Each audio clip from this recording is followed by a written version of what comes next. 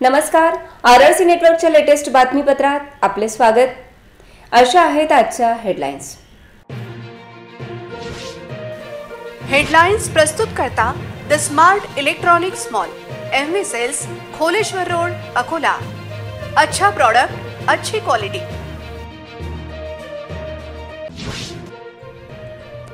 विजय अग्रवाल यांच्या विजयाची जबाबदारी कोणावर? पक्षाने निश्चित केली, प्रदेश सरचिटणीस यांच्यावर जबाबदारी।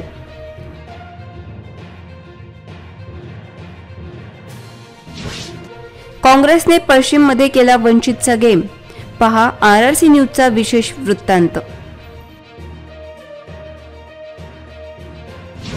अकोला पूर्वमध्ये तिरंगी होणार लढत, पण भाजप उमेदवाराच्या डोक्यावर पश्चिमचे टेन्शन। हिंदुत्वाच्या मुद्द्यावर राजेश मिश्रा व पवन महल्ले भिडले, टिपू सुलतानचा संदर्भ देत राजेश मिश्रांनी दाखविला आरसा। सर्वाधिक उमेदवारांची माघार मूर्तिजापुरात, उद्योजक सुगत वाघमारे समोर टिकणार कोण? आता सविस्तर बातम्या। अकोला पश्चिम मतदारसंघात वंचितच्या डॉक्टर जिशान हुसेन यांनी अर्ज मागे घेतल्याने त्यांचे सर्वाधिक टेन्शन भाजप नेत्यांना आले आहे। या निवडणुकीत अग्रवाल यांचे तिकीट ज्यांनी आणले त्यांनी उमेदवार विजयाची जबाबदारी अंगावर घ्या, असा सल्लाच आज राज्यस्तरीय वरिष्ठांनी भाजपच्या स्थानिक नेत्यांना दिल्याची माहिती समोर आली आहे। लोकसभेत धोत्रे यांना ज्या प्रकारे तिकीट दिले त्याच आधारावर विधानसभेत लालाजींच्या परिवारातील सदस्याला तिकीट देण्याची गरज होती, पण तसे झाले नाही। लालाजींच्या परिवारातील तिकीट कापून थेट विजय अग्रवाल यांना तिकीट दिले गेले। शर्मा परिवाराला तिकीट दिले असते तर भाजपमध्ये बंडखोरी झाली नसती, पण तसे झाले नाही आणि भाजपमध्ये मोठी बंडखोरी झाली। या बंडखोरीत डॉक्टर अशोक ओळंबे, हरीश आलिमचंदानी यांनी पक्षाला आवाहन दिले। त्यात हरीश आलिमचंदानी यांचे तिकीट निश्चित झाल्यावर ते कापल्याचा त्यांचा आरोप आहे। त्यामुळे हरीश आलिमचंदानी यांचे तिकीट कापले कोणी आणि विजय अग्रवाल यांचे तिकीट आणले कोणी, त्या भाजप नेत्यावर आता अकोला पश्चिमची जबाबदारी निश्चित करण्यात आली आहे। एकीकडे लालाजींच्या परिवाराला डावलल्याचा आरोप तर दुसरीकडे भाजपमध्ये बंडखोरी याची मोठी डोकेदुखी भाजप नेत्यांना होत आहे। आता अकोला पश्चिम बरोबर अकोला पूर्वमध्ये याचा फटका बसतो की काय असा प्रश्न चर्चेला जात आहे। काँग्रेसने तिकीट नाकारलेले डॉक्टर जिशान हुसेन यांनी अर्ज दाखल करण्याच्या शेवटच्या दिवशी वंचिततर्फे अर्ज दाखल केला, पण आज उमेदवारी अर्ज मागे घेत काँग्रेस नेते डॉक्टर जिशान हुसेन यांनी वंचितचा गेम केला। आता अकोला पश्चिममध्ये वंचितला अपक्ष पाठिंबा देण्याची नामुष्की ओढावली आहे। अकोला पश्चिम मतदारसंघात डॉक्टर जिशान हुसेन यांनी अर्ज मागे घेत काँग्रेस उमेदवार साजिद खान यांचे हात बळकट केले। काँग्रेस एका प्रकारे वंचितला जोरदार धक्का अकोला पश्चिम मतदारसंघात दिल्याचे चित्र आहे। वंचित नेते आता या मतदारसंघात कोणत्या उमेदवाराला पाठिंबा देतात याकडे आता सर्वांचं लक्ष लागले आहे। काँग्रेस नेत्यांनी वंचित मिळून नेत्यांचा गेम केल्याची चर्चा राजकीय वर्तुळात असून यामुळे वंचितचा बदला काँग्रेसने अकोल्यात घेतल्याची चर्चा राज्य पातळीवर आहे। अकोल्यात काँग्रेस नेत्यांनी वंचितला गाफील ठेवत उमेदवारी अर्ज काँग्रेस नेत्याला घ्यायला लावला आणि अर्ज मागे घेण्याच्या शेवटच्या क्षणी काँग्रेसने वंचितला धक्का दिला। या मतदारसंघात आता वंचित कोणाला पाठिंबा देते हे पाहण्यासारखे असेल, तर अपक्ष उमेदवार हरीश आलिमचंदानी यांनी वंचित नेत्यांशी संपर्क केल्याची माहिती मिळाली आहे। काय कारण सांगितलं आहे का कशासाठी? डॉक्टर जिशान हुसेन आहे, मी त्यांचे वकील म्हणूनच फक्त आलेलो आहे तिथे, बाकी डिटेल्स मला काहीच माहिती। माघार घेतली का? हो माघार घेतली। थँक्यू। अकोला पूर्व मतदारसंघात तिरंगी लढत होण्याची शक्यता आहे। अकोला पूर्व विधानसभा मतदारसंघात 6 उमेदवारांनी अर्ज मागे घेतले। या मतदारसंघात आता नेमकी कशी लढत होते हे पाहण्यासारखे असेल। अकोला पूर्व मतदारसंघात सहकार नेते व काँग्रेसचे डॉक्टर सुभाषचंद्र कोरपे यांनी अखेर त्यांनी दाखल केलेले 2 अर्ज मागे घेतले। अकोला पूर्व मतदारसंघात एकूण 6 उमेदवारांनी अर्ज मागे घेतला। कोरपे यांनी महाविकास आघाडीलाच चॅलेंज केले होते। अकोला पूर्व मतदारसंघ हा शिवसेनेला सुटला आहे। येथे गोपाल दातकर यांनी उमेदवारी अर्ज दाखल केला आहे। या ठिकाणी वंचितने ज्ञानेश्वर सुलताने यांना तिकीट दिले आहे, तर या मतदारसंघावर भाजप नेते व प्रदेश सरचिटणीस रणधीर सावरकर यांची पकड असून भाजप, वंचित आणि शिवसेना अशी तिरंगी लढत अकोला पूर्व मतदारसंघात होईल। आज अकोला पूर्व मतदारसंघातून डॉक्टर सुभाषचंद्र कोरपे, विशाल पाखरे, महेश महल्ले, महेंद्र भोजने, बुद्धभूषण गोपनारायण, संजय वानखडे यांनी अर्ज मागे घेतला। अपक्ष उमेदवार राजेश मिश्रा यांचा आज भाजप युवा नेते पवन महले यांच्यासोबत जोरात वाद झाला। या वादानंतर हिंदुत्व या विषयावर राजेश मिश्रा यांनी जोरदार प्रत्युत्तर देत भाजपचे टिपू सुलतान प्रेमच बाहेर काढले, तर वंचित उमेदवार डॉक्टर हुसेन यांच्यावरील दबावाचा मोठा खुलासा केला आहे।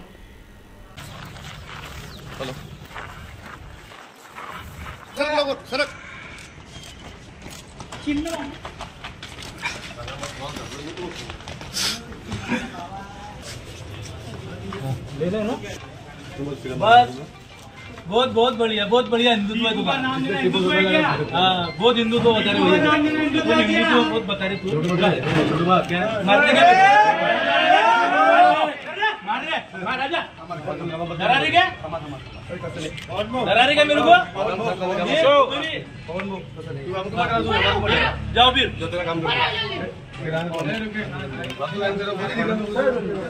हम तेरे अच्छी बात कर रहे हो, तुम्हारा सोच कर रहा तू काय का विरोध करा, काय का हिंदुत्व गांव में मेरा जगह हिंदुत्व बोले तू मेरा हिंदुत्व जगह।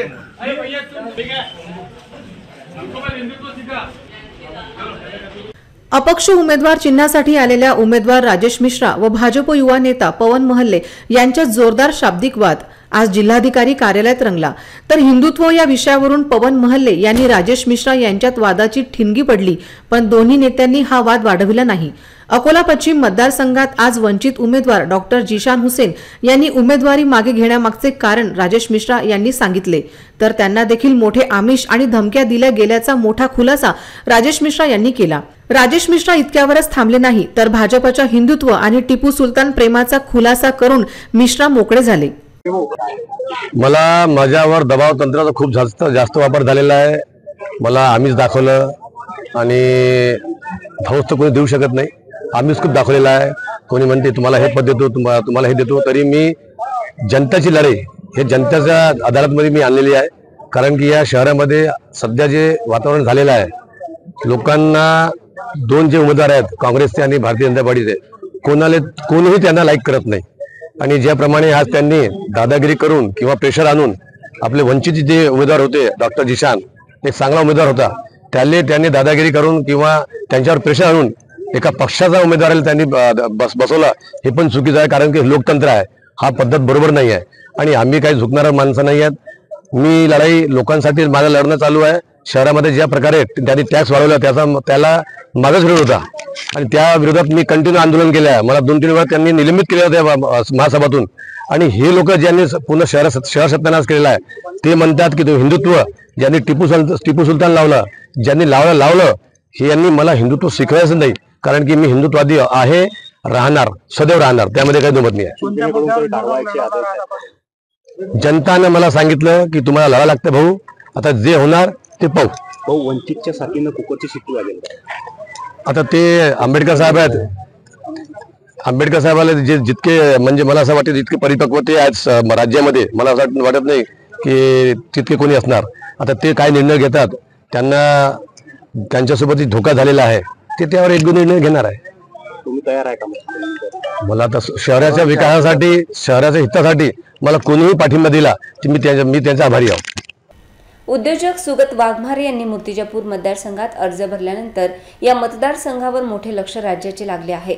या मतदारसंघात वंचितने उद्योजक सुगत वाघमारे यांना तिकीट देत चुरस निर्माण केली। या मतदारसंघात भाजपने रवी राठी यांना पक्षात घेत फसविले आणि पुन्हा हरीश पिंपळे यांनाच उमेदवारी दिली। राष्ट्रवादीचे सम्राट डोंगरदिवे या मतदारसंघात महाविकासतर्फे लढत आहेत, तर MIMचे उमेदवार रिंगणात आहेत। उद्योजक सुगत वाघमारे यांनी वंचिततर्फे अर्ज दाखल केल्यानंतर या मतदारसंघातील चित्र थोडे बदलले आहे। त्यात रवी राठी यांना भाजपमध्ये ओढत त्यांचे तिकीट कापल्याचे शल्य रवी राठी यांच्या पाठीराख्यांना आहे। इतकेच नाही तर हरीश पिंपळे यांच्याविषयी बार्शी टाकळीत पक्षांतर्गत विरोध झाला। तो विरोध मोडून काढत हरीश पिंपळे यांनी उमेदवारी आणली। रवी राठी यांना तिकिटाचे आमिष दिले होते, ते भाजपने पाळले नाही, म्हणून रवी राठी अपक्ष लढत आहेत।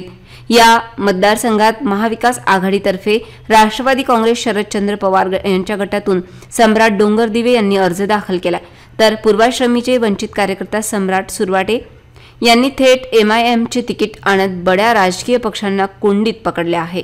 अकोला जिल्ह्यात सर्वाधिक अर्ज आज मूर्तिजापूर मतदारसंघात घेतले गेले। वंचित नेत्या पुष्पा इंगळे यांच्यासह अनेकांनी अर्ज मागे घेतल्याने सुगत वाघमारे यांना मोठा दिलासा मिळालाय। मूर्तिजापूर मतदारसंघात आज अर्ज मागे घेणाऱ्यांमध्ये महादेव गवडे, राजकुमार नाचणे, गजानन वजिरे आणि पुष्पा इंगळे या दिग्गज नेत्यांची नावे आहेत। या मतदारसंघात आज 17 लोकांनी अर्ज मागे घेतले, तर आता 20 उमेदवारांमध्ये येथे निवडणूक होईल।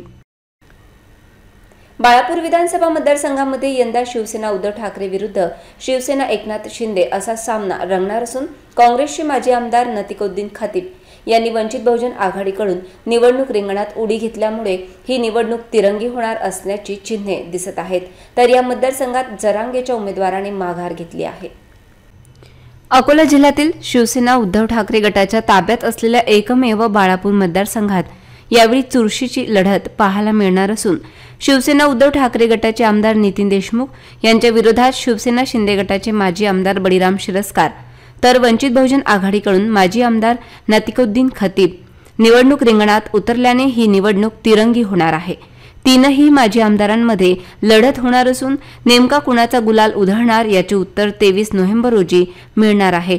आज नामांकन अर्ज मागे घेण्याच्या शेवटच्या दिवशी बाळापूर विधानसभा मतदारसंघातून प्रकाश डिवरे, अरविंद मोतीराम महल्ले, राजेश दादाराव देशमुख, शिवकुमार रतिपाल सिंग बायस, शेख अहमद शेख शब्बीर, अमोल प्रमोद घायवट यांनी आपले उमेदवारी अर्ज मागे घेतले। या मतदारसंघात शिवसेना शिंदे सेनेकडून भाजपमध्ये असलेले बळीराम शिरस्कार यांना उमेदवारी दिली गेली आहे। या मतदारसंघात थेट मुख्यमंत्री एकनाथ शिंदे यांनी लक्ष घातले असून उद्धव ठाकरे गटाचे नितीन देशमुख यांच्याशी त्यांची थेट लढत आहे। अकोट विधानसभा मतदारसंघात एकूण 30 उमेदवारांनी अर्ज दाखल केले होते, त्यापैकी 3 अर्ज रिजेक्ट झाले। 27 अर्ज स्वीकारण्यात आले होते, तर अकोट मतदारसंघात 8 उमेदवारांनी अर्ज मागे घेतले। अकोट विधानसभेत भाजपमध्ये मोठी बंडखोरी करत भाजप नेते डॉक्टर गजानन महाले यांनी अर्ज मागे घेतला। त्यामुळे भाजप उमेदवार आणि आमदार प्रकाश भारसाकडे यांना मोठा दिलासा मिळाला आहे। या मतदारसंघात स्थानिकांचा विद्यमान आमदारांच्या विरोधात कमालीचा रोष असून या मतदारसंघात वंचित आणि काँग्रेस यांच्याबरोबर भाजप अशी तिरंगी लढत होईल। अकोट मतदारसंघात आज 8 उमेदवारांनी अर्ज मागे घेतला। यात बोर्डीचे रामकृष्ण ढिगर, यशपाल चांदेकर, गजामफर खा मुजफ्फर खा, दिवाकर गवई, देवेंद्र पायगण, वंचित नेते सुभाष रोंदडे, भाजप नेते डॉक्टर गजानन महल्ले, सय्यद यावर सय्यद मुकद्दर अली यांनी अर्ज मागे घेतला आहे। आता अकोट मतदारसंघात 19 उमेदवार रिंगणात आहेत, तरी देखील या मतदारसंघात तिरंगी लढत होईल असा दावा राजकीय विश्लेषकांचा आहे। अकोट मतदारसंघात 30 उमेदवारांनी अर्ज दाखल केला होता, 3 रिजेक्ट झाला आणि 8 उमेदवारांनी अर्ज मागे घेतल्याने अकोट येथे आता 19 उमेदवारांची लढत असेल। शेगाव नगर परिषद प्रशासनाचे दुर्लक्ष आणि कर्मचाऱ्यांचा आळशीपणा यामुळे शेगावमध्ये अस्वच्छता दिसते। तसेच मुख्य रस्त्यावरील अतिक्रमण, भाविक आणि वाहनांची वाढती संख्या यामुळे स्थिती बिकट झाली आहे। यातून तातडीने मार्ग काढण्यासाठी नगर परिषदेने पुढाकार घ्यावा अशी मागणी होत आहे। दिवाळीची सुट्टी असल्याने लक्ष्मीपूजनानंतर संत गजानन महाराजांच्या दर्शनासाठी भाविकांची गर्दी झाली। तसे दररोज हजारो भक्त येतात। संस्थांमध्ये कमालीची स्वच्छता आहे, परंतु शेगाव नगर परिषदेच्या अवकृपेमुळे गावात अस्वच्छता दिसते। अतिक्रमण वाढले आहे। संत नगरीच्या विकासासाठी 2000 कोटीचा विकास निधी मंजूर झाला, मात्र संत नगरीचे चित्र बदलत नाही। वाहनांमुळे प्रदूषण वाढले आहे। अतिक्रमण हटवण्यासाठी शेगाव नगर परिषदेने विशेष पथक गठीत केले, परंतु व्यवसायी नगरपालिकेची 10 रुपयांची पावती घेऊन गाड्या कुठेही उभ्या करतात आणि अतिक्रमणात भर टाकतात। रेल्वे स्टेशन ते मंदिरापर्यंतच्या रस्त्यावर पायी चालणे कठीण होते। याकडे नगर परिषद प्रशासन, पोलीस यांनी त्वरित लक्ष द्यावे अशी मागणी केली जात आहे। धार्मिक पर्यटन स्थळ असलेल्या शेगाव नगरीला अतिक्रमण मुक्त करण्याची गरज आहे।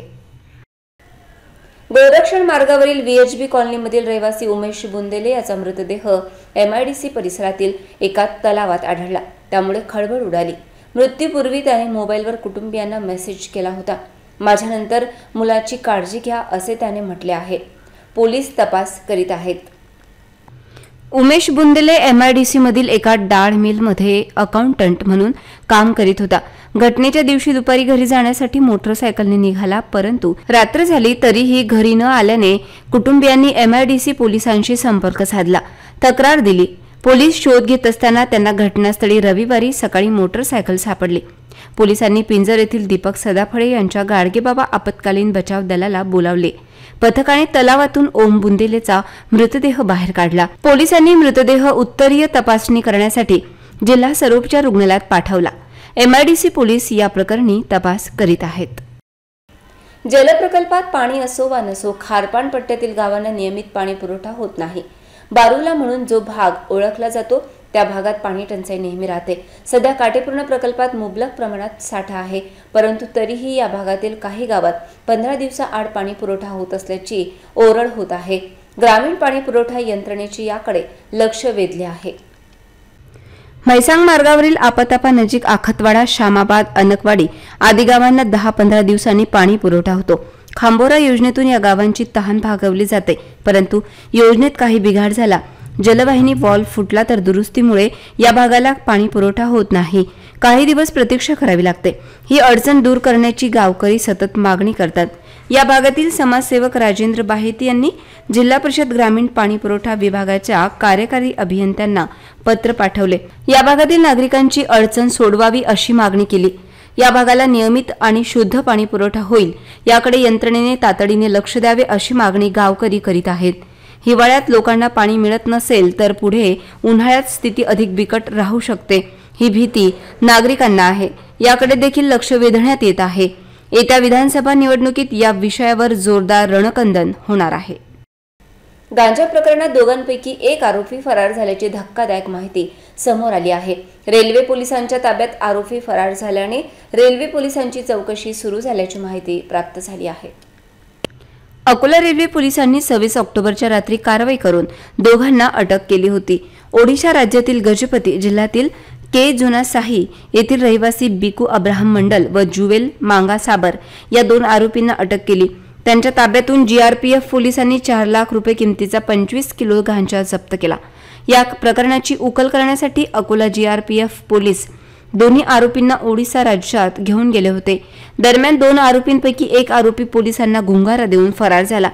पोलिसांच्या हातावर तुरी देऊन आरोपी फरार झाल्याची घटना घडल्याने GRPF पोलीस दलात खळबळ उडाली. या घटनेमुळे GRPF पोलिसांच्या कार्यप्रणालीवर प्रश्नचिन्ह उपस्थित झाले. विभागात चर्चेचा विषय झाला. साप गेल्यावर काठी आपटण्याची वेळ GRPF पोलिसांवर आली. आता फरार आरोपीचा नव्याने शोध घेण्यात येत आहे. विधानसभा निवडणुकीचे चित्र क्लिअर झाल्यानंतर आज अकोला पोलिसांनी शहरातील प्रमुख मार्गावर रूट मार्च काढत शक्ती प्रदर्शन केले. शहरातील कायदा आणि सुव्यवस्था अबाधित राहण्यासाठी पोलिसांचा हा रूट मार्च होता. निवडणूक भयमुक्त वातावरणात होण्यासाठी अशा रूट मार्चचा फायदा होतो. अकोला शहरात 2 विधानसभा मतदारसंघ येतात, त्यामुळे अकोला पोलिसांवर त्याचा नाहक ताण आहे.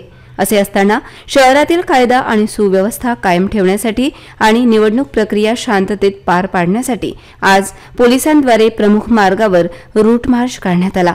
पोलीस अधीक्षक व केंद्रीय पथकाचे प्रमुख या रूट मार्चमध्ये सहभागी झाले होते. शहरातील नागरिकांमध्ये विश्वास निर्माण करणे आणि लोकशाही प्रक्रियेत निवडणुकीत कुठलाही वाद होऊ नये यासाठीची ही उपाययोजना असल्याचे चित्र होते. पुन्हा एक नजर टाकूया आजच्या प्रमुख घडामोडींवर. हेडलाइन्स प्रस्तुत करता the smart electronics mall, MV sales, Kholeshwar road, Akola. अच्छा प्रोडक्ट, अच्छी क्वालिटी.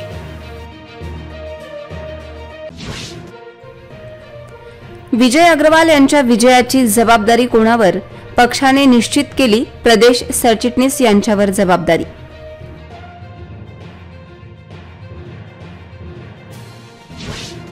काँग्रेसने पश्चिममध्ये केला वंचितचा गेम. पहा RRC न्यूजचा विशेष वृत्तांत.